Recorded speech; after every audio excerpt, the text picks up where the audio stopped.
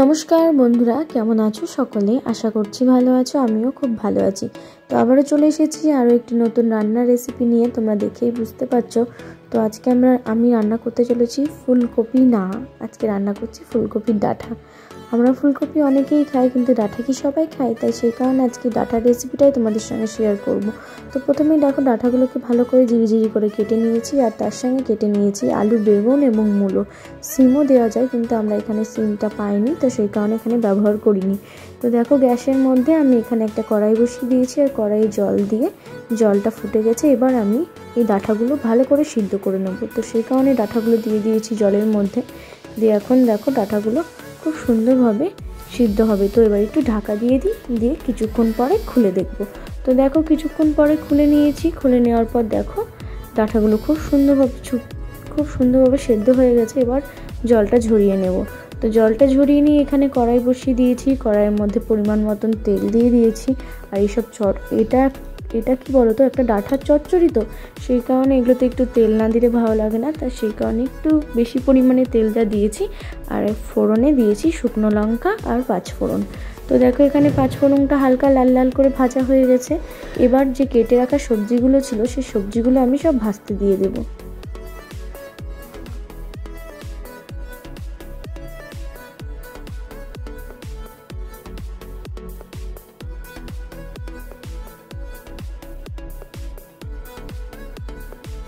কিন্তু এখানে সবজির মধ্যে পটল দিয়েছি আমি। পটলটা অবশ্য বলতে তোমাদেরকে ভুলে গেছি। তো দেখো, এখানে পটল দিয়েছি, আর দেখো হালকা হালকা লাল লাল করে ভাজা হয়ে গেছে সবজিগুলো কিন্তু তোমরা একটু খুব সুন্দরভাবে লাল লাল করে ভাজবে, না হলে টেস্টটা আসবে না।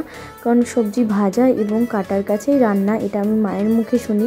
মা সবসময় আমাদের এটাই বলে যে সবজি ভাজবি এবং কাটবি, এই দুটোর মধ্যেই কিন্তু রান্না হয়, এই দুটোতেই রান্না হয়। তো সেই কারণে আমরা সেইভাবে ঠিকঠাকভাবে কাটার চেষ্টা করি এবং ঠিকঠাকভাবে ভেজে মশলাকে কষে তারপরে আমরা রান্না করি। তো দেখো, এখানে অন্যান্য সব সবজিগুলো কিন্তু ভাজা হয়ে গেছে লাল লাল করে। এবার আমি দিয়ে দিলাম বেগুনটা। যেহেতু বেগুনটা আগে দিলে বেগুনটা একটু গলে যাওয়ার সম্ভাবনাটা থাকে, তো সেই কারণে বেগুনটা একটু পরে দিলাম। এবার দিয়ে দেবো যে জল ঝরিয়ে রাখা সেদ্ধ করা ডাঁটাগুলো ছিল, সেই ডাঁটাগুলো। এবার ডাঁটাগুলো দিয়ে ভালো করে একসঙ্গে ডাঁটা এবং সবজির সাথে ভালো করে নাড়িয়ে আর কি মিক্সড করে নেব।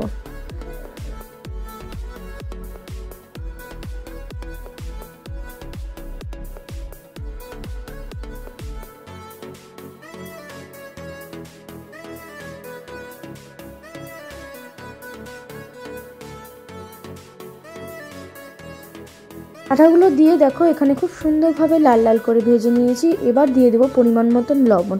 যেহেতু আমি লবণটা একটু খুব কমই খাই, তো সেই কারণে আমি এখানে লবণটা একদম আমার স্বাদ মতন দিলাম। তোমরা এখানে নিজের স্বাদ মতন লবণটা ব্যবহার করবে। আর দিয়ে দিলাম পরিমাণ মতন হলুদ।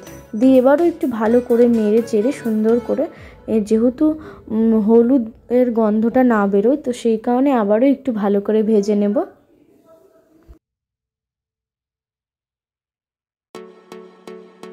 দিয়ে দেবো পরিমাণ মতন জল। যেহেতু চচ্চড়ি আর ডাঁটাগুলো আগে থেকে সেদ্ধ করা আছে এবং সবজিগুলো ভাজাতে হালকা সেদ্ধ হয়ে গেছে, তাই সেই কারণে অল্প পরিমাণে জলটা দিলাম। জলটা দিয়ে ফুটে ওঠার পর এবার ঢাকা চাপা দিয়ে একটু কিছুক্ষণ সেদ্ধ হতে দেবো।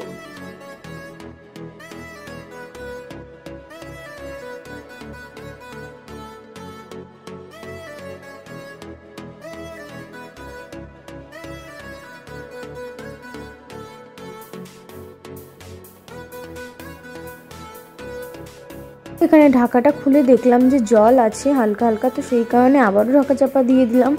আর এদিকে আমি এর মধ্যে যেই মশলাটা দেবো সেটা তোমাদেরকে দেখাই। আমি এখানে কাঁচা লঙ্কা আর সর্ষে বাটবো। এটা আমি শিলনোড়াতেই বাটবো, কারণ শিলনোড়াতে বাটার জিনিস কিন্তু আলাদা রকমই টেস্ট হয়। তো সেই কারণে দেখো, এখানে মশলাটা বাটা হয়ে গেছে। আর এদিকে আমার যে জলটুকু ছিল রান্নাতে, সেই জলটাও শুকিয়ে গেছে। তো এবার আমি এই সর্ষে আর লঙ্কাটার মধ্যে আরেকটু জল দিয়ে এবার সুন্দর করে ছেঁকে নিয়ে আমি এই জলটা দিয়ে দেবো তরকারির মধ্যে।